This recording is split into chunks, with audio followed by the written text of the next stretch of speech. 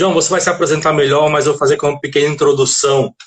Para quem está aqui nas minhas redes, não segue ainda o João Cláudio Rufino, né? Ele é um grande irmão querido, grande pregador nacional e internacional. A gente serve junto na comissão de formação, no núcleo da Nacional de Pregação. Ele é escritor, pregador, professor universitário da PUC, mas talvez, não sei se eu vou errar aqui, mas eu acho que não. O seu maior título é agora de papai, não é? Aê! Graças a Deus, né? Estamos aí, firme e forte, esperando. Vai chegar. Já com Vai quantos ser bom. meses? Irmão, é aqui, ó. Também, para quem não tem, então que alegria, ó. Que história a Boa. Bíblia conta. Esse livro aqui é do João Rufino, gente. Olha que bacana. João, você quer começar falando um pouquinho dele, se apresentar um pouco, enfim. Bom, para ir esquentando a conversa, né? Depois eu me apresento, mas esse livro aí é um livro que foi um projeto muito legal dentro da RCC Brasil, justamente, Elvis, para poder popularizar um Uhum. ensino bíblico mais aprofundado, porque infelizmente, algo que fica, isso nós vamos falar bastante hoje, mas fica guardado para poucas pessoas, né? Exato. Esse ensino bíblico mais concreto. Ontem, para você ter uma ideia, eu estava dando aula para uma igreja evangélica. O pastor, meu amigo, tal, estudou comigo, foi meu aluno, né? E aí eu dando aula para o pessoal, e só para dizer que foi muito legal a experiência de estar com os irmãos, né? Tudo isso. Mas a gente tem uma ideia, muitas vezes, de que, puxa, lá eles conhecem muito a Bíblia, né? Uhum. De fato, eles têm um apreço bem grande pela Escritura, isso é louvável, mas o conhecimento científico, esse conhecimento exegético mais profundo, até eles lá que estudam constantemente a Bíblia não têm. Isso fica guardado para poucas pessoas, e uma das coisas que eu coloquei na minha missão é levar justamente esse conhecimento acadêmico para as pessoas. É muito, muito, O muito segredo doido isso. revelado. Oi? O segredo revelado. Exatamente. E eu sempre faço lives com esse título assim, que na realidade é real. Não é fake esse título, não é um clickbait. É justamente Um para a gatilho, né? pessoa. Não é nada disso. Então. É porque é de verdade, Elvis, algo que fica guardado para poucas pessoas. Uhum. Ainda para aqueles que fazem teologia, acabam tendo algum contato, mas quando avança, né, no assunto, é que a gente vê que chega pouco para o povo. Chega pouquíssimo. João, é assim, uma grande admiração que eu tenho assim por você é justamente isso, é você ter esse tanto de conhecimento e não guarda para si. E isso eu acho assim é extremamente evangélico mesmo, né? Amém. Porque eu tenho um tesouro em mim, evangélico e evangelizador, né? Eu tenho Sim, um tesouro, sei que é um tesouro, mas eu quero compartilhar. E quanto mais eu compartilho, mais eu cresço, mais a evangelização cresce. De fato, eu acompanho suas lives, seus cursos, tudo aquilo que você tem feito, e sempre tem isso, né? É aquilo que poucos falam, aquilo que poucos divulgam, e você, nesse coração generoso, distribui, abre. E o quanto a gente cresce, o quanto a evangelização cresce.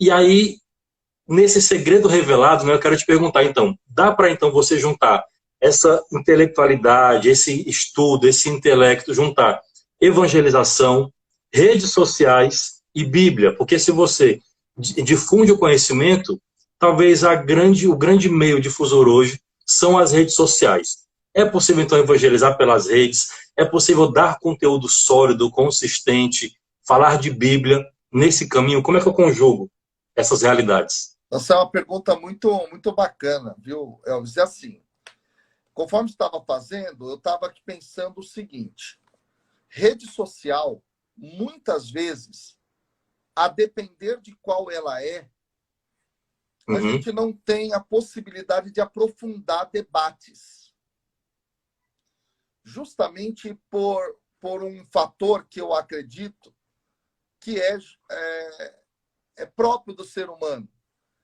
da gente repelir aquilo que não é o que nós acreditamos. Uhum. Existe um processo aí de dissonância cognitiva. Ou seja, uma dor lancinante na psique humana quando ela se depara com o Nossa! diferente. E esse Boa. processo na rede social complica quando a gente quer trazer um debate científico, mais Uhum. aprofundado, não é? Uma coisa mais bem pautada, bem argumentada. Então, existe essa dificuldade, que a maior parte de nós apenas recorre a estudos que são para balizar o que a gente já acredita. Exato, Percebe? exato. Reforçar minhas crenças, minhas convicções e não me Exato, abre, né, de repente, a um outro ponto de vista. exato. E aí esse quebra-pau todo endossado por um processo de algoritmos faz com que você Isso. só receba coisas que você goste, e quando você ouve algo que você não gosta, você sente esse processo de dissonância cognitiva e logo o sistema nervoso central do sujeito ele é ativado. Ou ele parte para a briga, ou ele Isso. foge, ou ele desliga, né? São as três formas da gente lidar com essa questão. Bom, nesse sentido, é que eu acho que é desafiante fazer uma rede social trabalhar Uhum. nessa direção em alguns momentos, até ter que desconstruir algumas crenças que a gente já tem muito arraigadas. E isso não é por culpa das pessoas, mas é porque há uma lacuna de formação muito profunda, muito triste, tanto do Verdade. ponto de vista da questão intelectualidade brasileira geral, social que a gente tem, cultural, né? Mas também do ponto de vista eclesial, igreja. Falta muita formação base Demais. da igreja. E uma dessas formações consiste justamente na Bíblia.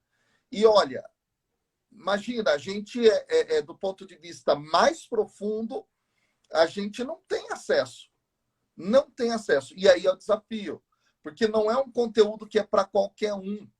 Não é um conteúdo que é para quem quer permanecer na superficialidade da experiência de fé com a Sagrada Escritura. Então é árduo, não é difícil, e a gente vem observando, por exemplo, questões relacionadas a esse tópico teologia, avanço de perspectiva, com as coisas absurdas que a gente tem visto das pessoas falando a respeito, por exemplo, da campanha da fraternidade. Nem Exato. leram, Tá nem pegando leram fogo. o texto base. É um exemplo, né? Eu estou trazendo aqui a questão da teologia pastoral, é muito importante da campanha, mas estou trazendo também a questão bíblica, que é fundamental. Ela faz parte, em certa medida, da teologia fundamental, que é aquilo que Uhum. fundamenta para todo o resto da teologia acontecer. Bom, então é Nossa, você desafiante. falou um ponto assim fundamental, João. Por exemplo, hoje mesmo uma pessoa me mandou um direct fazendo uma pergunta sobre alguns pontos que um frei estava falando mal, criticando o Papa Francisco.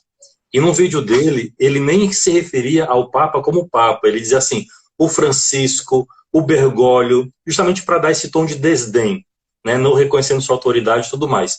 E usava, para falar no seu argumento, aquele argumento de autoridade, usando um cardeal que é crítico ao Papa Francisco. E aí isso estava pulverizando. Eu dizia, olha, mas você viu a matéria toda?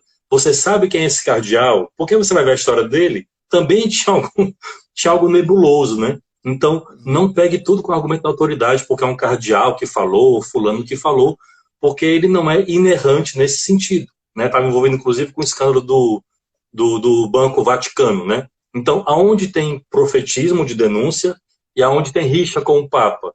E aí você vai compartilhando, compartilhando, disseminando algo que a pessoa nem leu, né? Aquela mal do brasileiro que só lê manchete e já passa como verdade. Exatamente. E aí existe uma questão, né, que eu tenho dentro de mim, que é muito forte isso. A gente ouve pregações, muitas vezes, que levam a um radicalismo. Uhum. E esse radicalismo esvazia o processo da reflexão. E isso é muito complicado, porque a gente acaba, pela nossa falta de formação, até bíblica, eu vou dizer aqui, para ir bem no tema, pela falta dessa reflexão, desse conhecimento bíblico, a gente é capaz de renunciar o próprio evangelho para dar ouvidos a polemistas, para dar Exato. ouvido a pessoas que têm um viés político, ideológico, e é muito engraçado isso até, né? E pior que o polemista está virando o profeta, né? Está meio confundindo os papéis. Isso, é aí que eu quero chegar. E essa visão vai ser entendida como profeta. E, na verdade, a pessoa Isso. nem entendeu o que é o profeta, né? Nem entendeu o que é o profetismo. E nós somos, muitas vezes, formados nessa ideia de que a gente tem que ser profeta. Profeta, mas profeta nesse molde. Só que existe uma outra figura dentro das Sagradas Escrituras... Que grita, que aponta, que acusa, né? Exato, esse é o profeta. Exato. E tem uma outra figura dentro da Sagrada Escritura, Elvis, que dá a nós uma outra forma de lidar com as questões, que muito é negligenciada, que é a figura do sábio. O sábio na Escritura, Fantástico, fantástico. tá? Ele é o sujeito que já não tem mais aquele ímpeto da juventude, ele é aquele mais velho, que é capaz de ouvir, que é capaz de discernir, que é capaz de ponderar, que é capaz de dialogar, ter uma relação com o saber e com a realidade de forma madura. Essa figura do sábio, ela muitas vezes é esquecida na nossa formação do ethos cristão atual, sabe? E aí acaba que a gente, muitas vezes, por exaltar essa figura profética radical, mas é um radicalismo, na realidade, cara, isso acaba por gerar violência, isso acaba por gerar feridas muito tristes, e tudo isso tem a ver com a falta de conhecimento. E, do ponto de vista mais, digamos assim, elementar, da própria Escritura, que é, para nós, uma das fontes principais da revelação, da fé para nós. Além desse aspecto bíblico, né, se for pelo lado humano, psicológico, cultural, o que quer que seja, você vê uma evolução mesmo no profeta, e não só na raiz bíblica, mas até adaptando, aplicando para o nosso dia a dia. Quando nós somos jovens, nós somos muito cheios de certezas, né? O jovem é cheio de convicção. E aí, quando a gente vai amadurecendo, você vai errando também, vai dando cabeçada na vida e vai começando a ficar mais empático, mais misericordioso. Uma expressão que um amigo nosso em comum fala, que é ter paciência histórica. E aí, esse profetismo mais belicoso, mais aguerrido, vai dando lugar justamente a essa sabedoria, né? Exato. Você vai entendendo mais os limites do outro e percebendo também que nesses limites, nessas fragilidades, até mesmo nas incoerências, incongruências, Deus também pode tocar, curar e ir sanando tudo isso. E quando a gente está jovem, é muito preto ou branco, né? Tá errado, excomunga, e aponta o dedo, chama de herege. E não é assim que também que se dá a evangelização, acusando, né? Mas é acolhendo também, corrigindo fraternalmente, e não apontando o dedo, chamando o outro de herege, como a gente tem visto bastante também. Exatamente. E isso significa que as pessoas, infelizmente, deixaram de lado o evangelho para assumir convicções outras. E justamente porque não conhecem o evangelho, não conhecem a própria dinâmica histórica da revelação, das Sagradas Escrituras. E aí só um exemplo, né, que eu acho muito interessante, eu friso sempre isso com os meus alunos dentro da faculdade de teologia, sobretudo quando eu trabalho a questão da história de Israel, a questão da redação dos livros. Para você ter uma ideia, Elvis, a própria Bíblia, no seu processo redacional, ela foi influenciada por outras culturas. A própria escritura, ela recebe influxo de outros povos, de outras nações. Se você pegar, por Isso exemplo... ninguém sabe, né? Pois é. Um exemplo muito claro disso é o próprio livro de Provérbios. O livro de Provérbios, ele tem sessões inteiras que não são escritas por alguém que pertence ao povo de Israel ou ao Olha povo só. de Judá. Então, tem lá sábios que, de alguma maneira, foram lidos pelo povo de Israel, estavam fora da tradição do Deus verdadeiro, do Pai. No entanto, eles são colocados dentro do livro de Provérbios porque há aí um reconhecimento de verdade, de sabedoria, de ponderação, de bom conteúdo nessas outras culturas também. E, portanto, a própria Escritura é um livro de diálogo. Olha que lindo. Bento XVI, né? A verdade por si se impõe, salvo o verdadeiro, venha de onde vier, é verdadeiro. Exato, porque essa é a reflexão de Tomás de Aquino. Que lindo. Poucas pessoas sabem, que acabam só ouvindo e exaltando Tomás de Aquino como se fosse um ente ahistórico, sem chão, sem história. O próprio Tomás, ele foi acusado de herege na sua época. E ele ia ser condenado. Por quê? Por ele justamente ler Aristóteles enquanto toda a teologia da igreja, de alguma maneira, eu estou generalizando, obviamente, mas estou aqui usando uma hipérbole, toda a teologia da igreja estava lendo Platão, e Aristóteles ele tem lá a sua querela com Platão. E nesse sentido, uma vez que ele lê Aristóteles no período medieval, lá no século XIII, ele vai ser massacrado.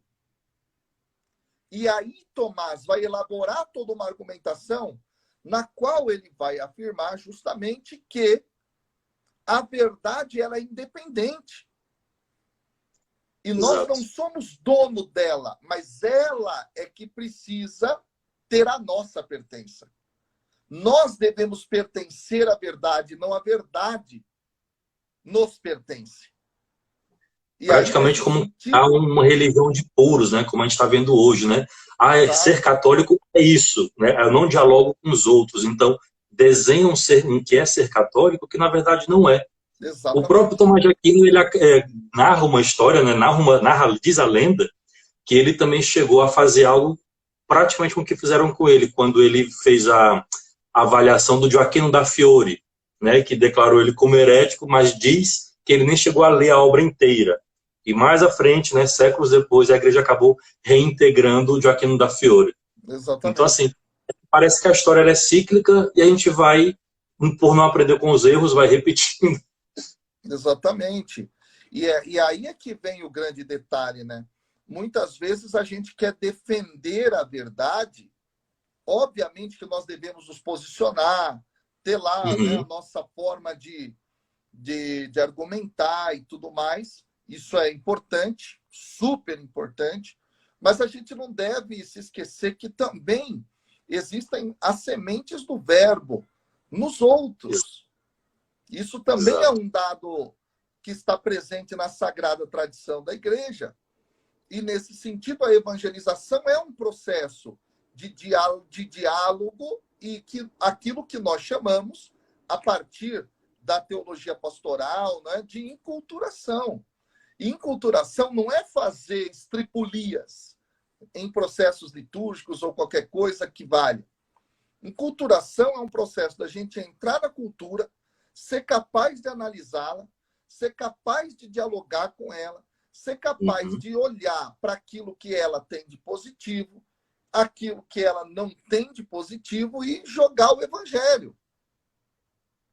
Percebe? Tem gente que você fala em enculturação, já arrepia os cabelos, né? Pois é. Mas é uma correta enculturação, não é? Eu já vi, por exemplo, João, há muitos anos, um padre ligado mais à TL, e aí fez o ofertório usando suco de caju e cuscuz, né? Nas espécies, no lugar das espécies do pão e do vinho. Claro que não é disso que se trata, isso não é uma aberração. Mas uma enculturação, de fato, é entrar na cultura, princípio paulino, né? Fazer-se tudo para todos, entrar na cabeça do homem e da mulher do seu tempo para o evangelho alcançar. Exato. Aí Exato. pensando nisso, acho que São Paulo usaria o Instagram, falando nele? Eu acho que ele usaria o Instagram, sim. Eu acho. Eu acho que ele usaria, mas ele talvez não fosse alguém que expusesse tanto a vida dele, percebe? Sim. Eu tenho essa impressão. Eu nunca parei para pensar nisso, né? Mas eu acho que ele não seria alguém que ficaria expondo a vida constantemente a troco de nada, né? Ele sempre foi muito estratégico, Paulo. Se você acompanha tanto a tradição a respeito dele em Atos dos Apóstolos quanto nos seus próprios escritos, a gente vai perceber justamente que ele era alguém muito estratégico, né? Alguém que sabia ali o que queria. Às vezes dava certo, às vezes não. Em Atenas não deu certo. Ele partiu para Corinto depois do fracasso que ele teve lá, mas ele sabia o que ele queria. Paulo sabia o que ele queria. Tá? Então, eu Mas acho que ainda ele talvez ele conseguiu não uns pouquinhos gastasse ainda, né? tempo das pessoas. Boa, boa.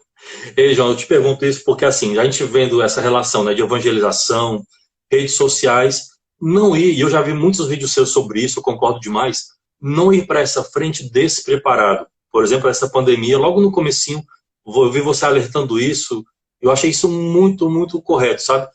Quantas lives a gente viu irmãos nossos fazendo, e a gente fala isso com dor no coração, fazendo pregações, mas vazia de conteúdo, né? Então, assim, talvez um princípio para a gente pegar toda essa história da igreja, o conteúdo bíblico que a gente tem falado aqui, o que os santos têm nos ensinado, ir para essa frente de rede social, que é um campo de missão, mas não ir para a missão, seja essa ou no offline, não ir despreparado.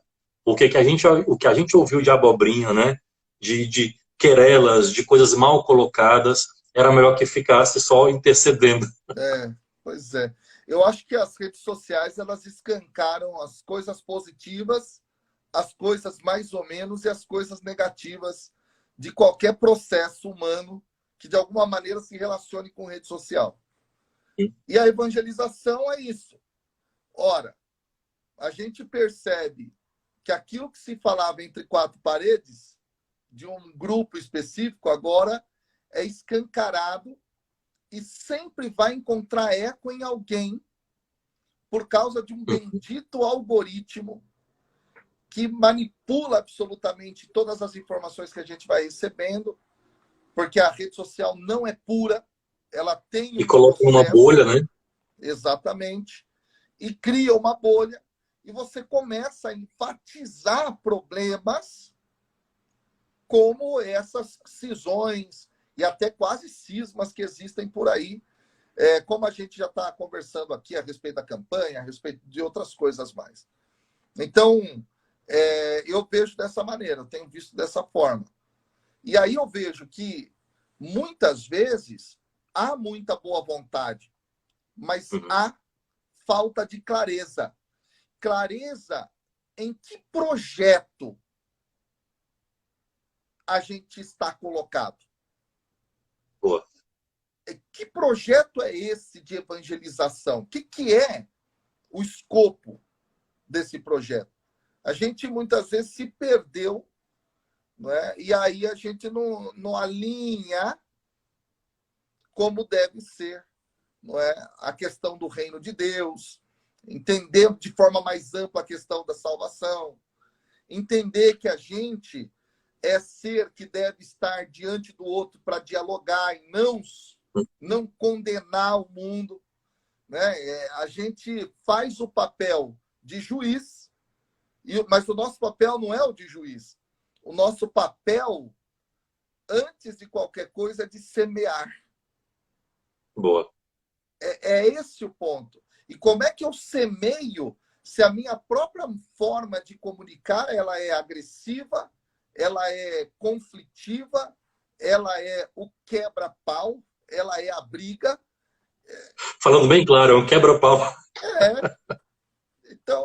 Você me lembrou de uma história, João, assim, pegando aqui dos Padres do Deserto. Olha onde essa conversa está indo, né? Os Padres do Deserto, teve um, salvo engano, era São Clemente. História clássica. Ele entra numa espécie de taberna para pedir dinheiro para os pobres que ele cuidava. E um dos homens lá, dos clientes, ele vai dar a esmola e acaba cuspindo, né? Essa era a esmola que ele deu para São Clemente. Cospe na mão dele. São Clemente não levou aquilo na raiva, né? Não deu troco. Ele olhou assim e falou: ok, o meu pagamento eu já recebi. Agora me dá um dinheiro para os meus pobrezinhos. Exatamente. Isso tocou o coração desse homem, que ele virou um dos grandes benfeitores de São Clemente, das obras dele. Então, às vezes, a gente perde a oportunidade de evangelizar, por exemplo, num espaço como esse de rede social, justamente por alimentar querelas, ficar naquilo que nos divide e não naquilo que nos une, nas diferenças e não naquilo que nos é comum. E aí a gente ainda pensa, né, que está evangelizando, ou seja, eu vou fazer um post, vou fazer uma live e estou evangelizando. No fundo, não é. Vou fazer aqui uma comparação. É como quem quer fazer uma ação de marketing tosca e chama isso de marketing, mas não gera venda, não gera resultado, não converte. A gente, às vezes, faz malabarismos ou ataques e chama isso de evangelização, quando, no fundo, não é, porque não está acontecendo, não está tocando, não está convertendo as pessoas. Exatamente, exatamente. A evangelização virou uma arma de guerra, né? E não é isso. Arma de guerra. Não é isso. As pessoas estão perdendo a mão no negócio. Então, criam-se figurões, né? Bastiões da fé, da verdade e assim por diante, que na realidade, são pessoas que arrebanham para si, não para Cristo. Isso. Porque se elas arrebanhassem para Cristo, elas entrariam na dinâmica do reino. E a dinâmica do reino é uma dinâmica de se colocar em processo de fraternidade. Cara, se tem algo que a revelação cristã ela traz e que é algo fundamental, consiste justamente, sabe no quê? Na afirmação de que Deus é Pai e Ele não é Pai só de quem segue Jesus. Ele é Pai de toda a humanidade. Exatamente. E a referência teológica interessante para falar isso é a experiência do Pentecostes, que é uma experiência na qual é o cumprimento da promessa de Joel, como nós vemos no relato, a partir da pregação do próprio Pedro, ele cita Joel, e em Joel diz que o Espírito cai sobre toda a carne, ou seja, sobre todo ser vivo. E aí é escravo, é livre, é velho, é jovem, é todo mundo. A graça de Deus em Cristo, ela é derramada sobre toda a humanidade. Em Cristo, Deus, ele precisa ser entendido como Pai de todos. E nesse sentido, vai ter um filho que está mais afastado. Isso. Só que eu não posso ser o mais trabalhoso, mais velho do filho pródigo. Eu não posso ser o irmão mais velho do filho pródigo. Eu preciso agir como pai. É muito engraçado que a gente se coloca sempre no lugar do filho pródigo. Mas a parábola da realidade é para a gente se colocar no lugar do pai. É muito interessante isso, porque há dois comportamentos extremamente distintos, gritantemente. É o comportamento do mais velho e o comportamento do pai. É isso que é colocado para equipararmos na parábola. Não é a vida dissoluta do sujeito. Porque a vida dissoluta do sujeito, para Jesus, pouco importa. Porque ele disse, eu vim buscar o perdido, eu estou aqui para isso. Porque o pai nem pergunta, né? O filho volta, ele poderia voltar para pedir mais dinheiro, né? O pai nem pergunta. E é interessante, ó, esse filho mais jovem, que é o que deu mais trabalho no texto bíblico, é o único que fala pai. O mais velho, que era o certinho, ele não diz pai. Né? Exatamente. Já é um detalhe também que nos ensina muito. Essa passagem ela é fantástica, eu acho que ela precisa ser refletida. E aí, ó, É. só vou entrar numa questão, tá? Não é uma questão para polêmicas, etc. Mas vamos falar de que nós podemos organizar ações que Uhum. preencham lacunas, preencham faltas existentes. Por exemplo, quando está frio, a gente faz campanha do agasalho, porque tem pessoa precisando de agasalho. Quando a gente está vendo que as pessoas estão passando fome num determinado lugar, a fome assola. Então, vamos fazer uma campanha para suprir a fome das pessoas. Uhum. E quando está faltando fraternidade, faz o quê? Aí ninguém pensa em ação nenhuma. Aí a gente diz que não. Aí a gente tem É. que bater no outro e tal.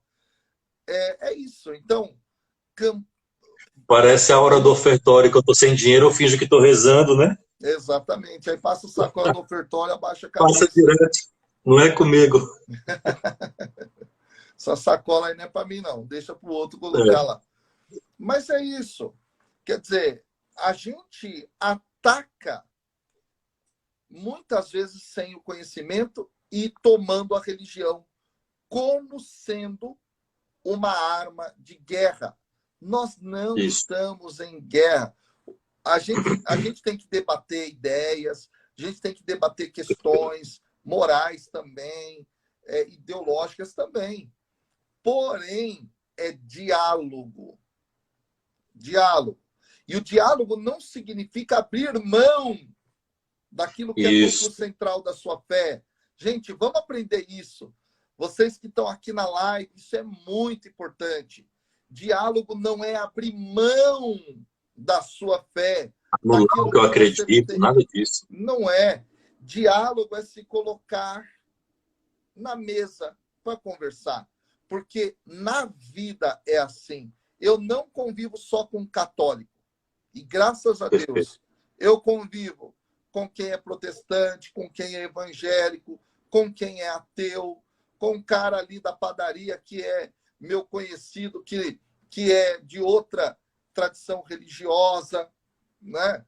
Convivo com pessoas da minha família que não são cristãs e sento à mesa com eles, celebro paz, celebro amizade, e com o meu testemunho de vida, eu quero que eles entendam Perfeito. que o Cristo propõe amor e não guerra. No meu tempo de graduação e mestrado em filosofia, assim, os meus melhores amigos de conversa super leve, assim, e profunda eram ateus, Pois sabe? é, Mas abrindo o diálogo, isso dá uma riqueza de vida, porque você realmente não fica numa bolha, você convive com protestantes, com ateus, com espíritas, com agnósticos, enfim. Mas isso não anula aquilo que eu creio, e ao contrário, eu sou chamado a ser luz, seja falando, seja no silêncio, com o testemunho, sabe? Então, como isso é lindo, porque nos dá uma sentimento de pertença da família humana, sabe? Uma compaixão do outro. Eu tenho um tesouro para mim, que eu vou espalhar para os demais, mas, permita que a expressão, o evangelho não é jogado goela abaixo, né? Ele é um convite, ele é ofertado. Bento XVI na porta fide, né? Mostrar a beleza da nossa fé. E por esse encantamento, nós vamos então seduzindo, conquistando, mas é sempre um convite. O exato. problema é que a gente está nesse muito belicoso, muito gritando demais. Ou você faz isso, ou você não é católico. E aí parece que vem um combo, né? Para ser católico hoje, eu tenho que fazer homeschooling, ter 6 filhos, É, fazer. É um combo, né? Do que é é ser um católico, combo. quando não é por aí. Não é, não é. E assim, é muito doido isso, né? A gente critica muito o pensamento de Marx num aspecto que é o distanciamento entre o pensamento e a realidade. Ah, Então, por exemplo, né? Por que há, ao meu ver, uma crítica muito bem posta em relação ao pensamento de Marx e depois dos marxistas? Que é assim, se sonha com uma realidade que não é a realidade atual. E muitas vezes, para a transformação dessa realidade atual, se quer implementar violência. Uhum. Então, regimes totalitários, por exemplo, que nós tivemos, né, na Rússia e depois que se torna a União Soviética, fizeram isso. Sonhavam com um mundo dos perfeitos emancipados pelo trabalho. E para chegar lá, faria tudo isso. Então, a gente cala quem pensa diferente. A gente mata quem pensa diferente. O nazismo é outra expressão disso. Da mesma maneira, foi a atuação nazista. Então, a gente cala, combate, vai até o fim com quem pensa diferente da gente. No cristianismo, nós estamos fazendo a mesma coisa que a gente critica nos outros. Verdade. E aí, Elvis, qual que é o detalhe? A realidade, ela é plural. E essa pluralidade é muito interessante porque na linguagem teológica ela tem um nome, diversidade. Diversidade. Só que, que é um nome belo para a igreja que está sendo sequestrado, né? Mas é um nome essencialmente cristão. A igreja Quando você fala em católico, você fala no mundo, né? Exato, a igreja usou isso há séculos já. A unidade da diversidade.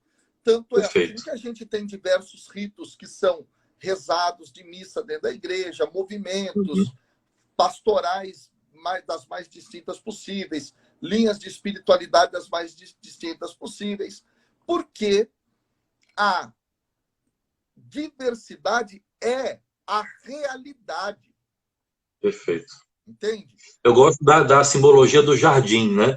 A igreja como um jardim que tem vários tipos de flores. Porque nenhum movimento da igreja, nenhuma corrente, ela vai carregar em si todos os dons, todos os jeitos de ser igreja. Você vai ter um mais ligado ao social e ao jeito dela de dar pertença, o outro mais ao espiritual, mesmo no espiritual, os jeitos de fazer a sua devoção, enfim. Nenhum movimento corrente encerra tudo o que é ser católico. Esse jardim cabe os mais variados tipos de flores e essa diversidade, né, no termo católico, né, bem aplicado, é que embeleza a igreja. E existe um outro detalhe. Agora, sai da igreja e olha para o mundo. O que o mundo é? Opa! Tem corintiano, exatamente. Tem palmeirense, tem flamenguista, tem vascaíno. Tem gremista e tem... Quer dizer, o mundo é uma realidade de diversidade. Exato. Nós não podemos perder a nossa identidade em meio à diversidade. Mas a gente precisa aprender a conviver. Perfeito, perfeito. Reconhecer não falaria melhor. O outro como alguém digno do meu respeito. Então, quer dizer, se eu vivo bem a minha fé católica nessa diversidade de dons e carismas, eu também deveria estar preparado para viver bem no século, no mundo, né? Sem ser do mundo. Exatamente, essa é a ideia. Só que a gente já quebra o pau dentro da igreja. Basta olhar aí as reuniões de CPP, né? Não sei como é que vocês chamam aí, de pastoral das paróquias, quebra-pau. Aí nós somos educados a viver relacionamento sadio com as pessoas que pensam diferente da gente. Aí nós vamos lá para fora e é um quebra-pau. E aí, diga-se de passagem, existe também o radical, que não é o cristão, mas outros radicais, que também querem enfiar a goela abaixo dos... Aí a sociedade vive esse conflito.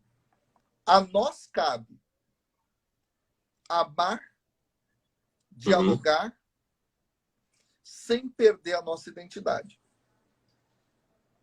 Perfeito, perfeito. Ei, João, estava aqui pensando, ó, eu tenho um padre que, falando aqui de redes sociais e evangelização, Padre Forte, já ouviu falar nele, né? Há muito tempo, ele tem um blog, por exemplo, que ele fala todo dia, ele posta alguma coisa, formação, conteúdo, teologia, um pouco da sua vida. E esse blog eu já acompanho, acho que desde 2010. Aí você vê que coisa curiosa, né? Um exorcista, né, um doutor em teologia, algo que você não espera, entrar de cheio nas redes sociais do mundo virtual.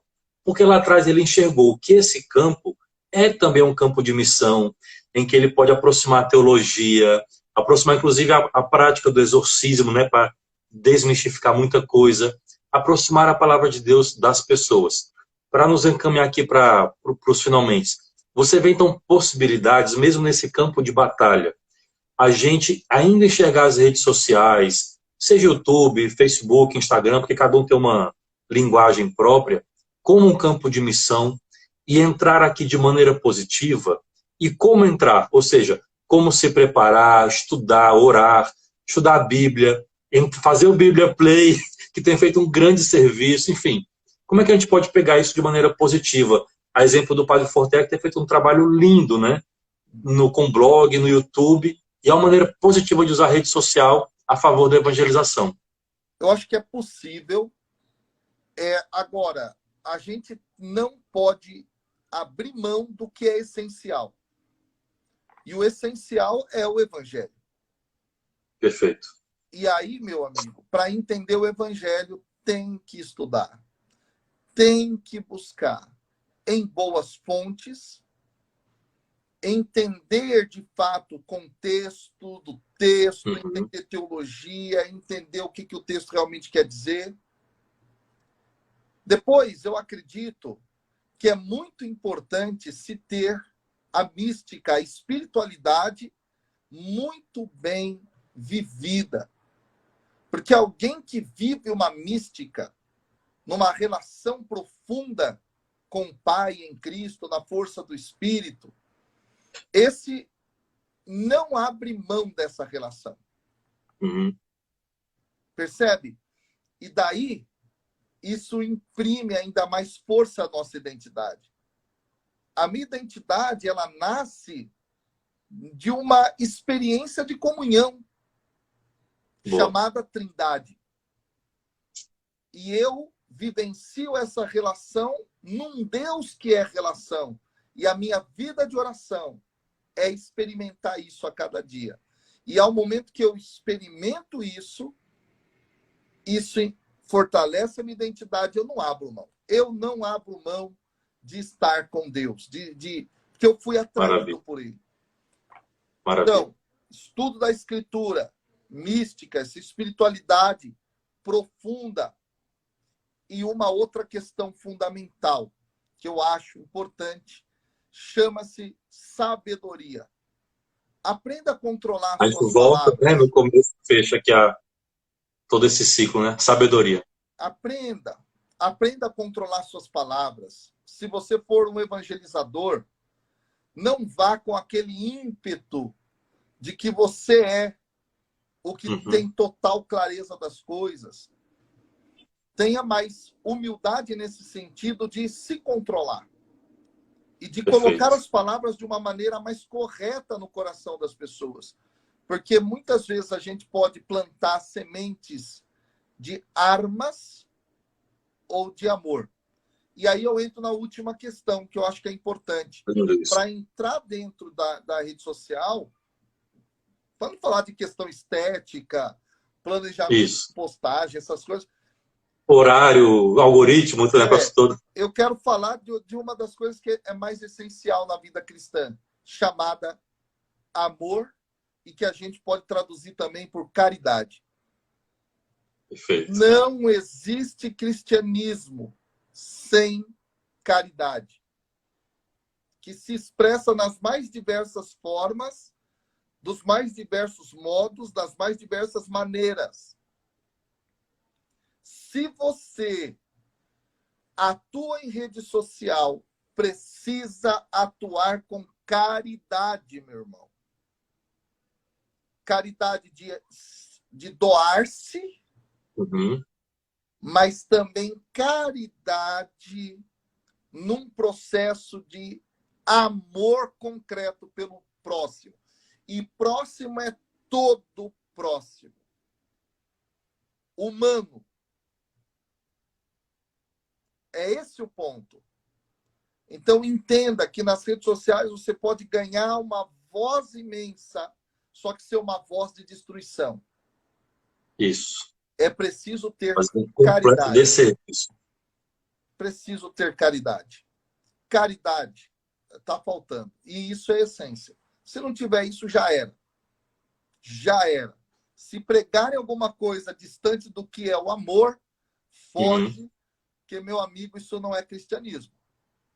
Esse amor não é o herenismo, que é todos estão certos, todos tudo, não é herenismo, tá? As pessoas confundem. Não é helenismo, tá bom? Helenismo vem da palavra grega erené, que significa paz, e é uma pacificação que, na verdade, é uma dissolução da identidade do sujeito que se coloca na relação. Não é isso. Caridade não é helenismo. Caridade é amor ao próximo. E é o que Jesus fala. Ame como eu amei. E se ele foi capaz de morrer na cruz, não foi só para católico, ele morreu para todos, judeus, não judeus, pagãos de toda ordem, muçulmanos e todos esses, inclusive por todos aqueles que a gente quer execrar muitas vezes. Então, meu amigo, esse é o ponto. Eu devo amar como ele amou. Nossa, João, foi perfeito, viu? É isso mesmo. E aí isso cabe para a gente começar a pensar, por exemplo, o que eu vou falar, né? Antes de fazer um post, um conteúdo, porque na realidade esse campo de missão que a gente atua, que não se resume só aqui, não somos só criador de conteúdo, mas antes disso somos evangelizadores. Então, será que de fato nessa ação, nessa fala, nessa resposta que eu fico me coçando para dar, eu vou evangelizar? Ou vou só criar uma treta, ganhar like, ganhar seguidor, evidência, mas Jesus é que importa, não vai chegar no coração de ninguém? Eu acho que vale muito essa reflexão para a gente, né? Vale, com toda certeza. E você sabe, né, que a guerra, a briga, a dissensão, ela é estratégia. E quem entra por ela está vendendo a sua alma para o diabo. Nossa Senhora. E eu conheço evangelizadores que ficaram muitíssimo conhecidos nas redes sociais e têm centenas de milhares de seguidores que começaram na rede social polemizando. E hoje fazem tudo o contrário do que eles achavam e diziam que era errado. Nossa. O pior, assim, porque aí vai para essa frente, o contra-testemunho fica ainda mais escancarado, né? Uma coisa é eu ficar só no off e uma outra pessoa ver. Agora aqui é muito mais escancarado. Pois é. E está registrado, né? Basta você voltar nas timelines da vida, você vai ver. O print é eterno. Pois é. Então, meu amigo, não entra nesse jogo. Polêmica não é o caminho. João, meu irmão, foi assim, como sempre, o nosso bate-papo, sempre conversar com você, sempre um aprendizado. Estava com saudade de conversar, então, mais uma vez, obrigado por aceitar esse convite. O quanto a gente pôde aprender, eu acho que quem está aí conosco também pode confirmar pelos comentários, né, pela alegria de estar aqui conosco. Então, obrigado por você que ficou aqui até o final. E, João, meu irmão, conte comigo com minhas orações, tá?